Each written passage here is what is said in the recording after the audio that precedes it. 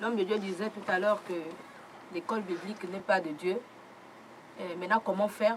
Puisque de nos jours, pour pouvoir se lever, il faut avoir un parchemin, il faut avoir quelque chose pour prouver que je suis un serviteur de Dieu.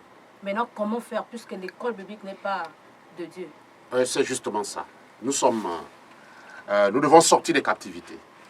Et les pièges sont nombreux. Le système de la bête a développé les tentacules. Je réponds à ta question. Il y a la chrétienté apostate, il y a le système politique, il y a le système militaire et tout le système religieux. Et tous ces systèmes-là travaillent pour le même maître. Ça veut dire que les gouvernements vont mettre les lois en place. Et si les chrétiens authentiques, essayent de refuser de se soumettre à ces lois-là, ils vont démarrer la police, la gendarmerie et les militaires pour venir t'obliger à te soumettre à ces règles-là. Bon, et nous avons appelé ça, le Seigneur nous a révélé ça, il nous a dit, ça c'est le jeu de Satan. Quand Satan amenait Jésus à la croix, il croyait que c'était fini. En fait, tout ça concourt à la gloire du Seigneur.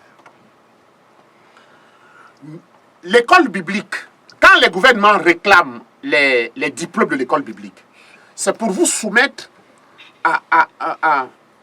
aux sectes pernicieuses.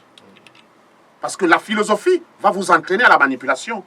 La philosophie va vous amener à l'exploitation de l'esprit humain. Voilà. Donc, nous disons qu'il n'existe pas d'école biblique pour l'église primitive. L'apôtre Paul n'a pas été dans une école biblique. L'apôtre Pierre n'a pas été dans une école biblique. L'apôtre Jean n'a pas été dans une école biblique. L'apôtre Jacques n'a pas été dans une école biblique. L'apôtre Barnabas n'a pas été dans une école biblique. Le pasteur Timothée n'a pas été dans une école biblique. Et je n'irai pas dans une école biblique. Et aucun de ceux qui nous écoutent ne sera soumis à l'école biblique. Alors comment ça va se passer? Ça va se passer comme ça s'est passé à l'église primitive. C'est comme ça que ça va se passer. Tu as vu la prédication de Pierre? La première prédication de Pierre, 3000 âmes converties. La deuxième prédication de Pierre, 5000 âmes converties. Devant Néron, devant les empereurs, à Rome. Donc nous n'avons pas peur des systèmes. Parce que Jésus-Christ est dans la barque. Amen. Amen. Timothée 4, le verset 1er. La Bible déclare ce qui suit.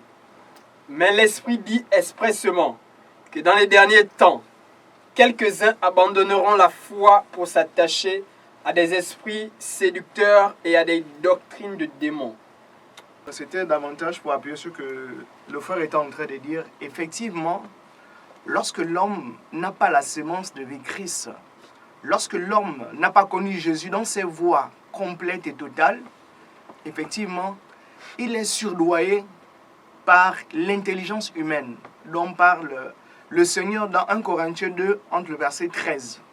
Effectivement, lorsque l'homme n'a pas connu Jésus totalement dans ses voies, lorsque l'homme n'a pas payé le prix, enfin d'être un véritable serviteur, comme ont été les premiers, les Pierre, les Barnabas, les Timothée, les Jacques, les Jean, effectivement, ces personnes-là tombent, n'est-ce pas, dans ce que nous appelons l'apostasie, la sémence du diable.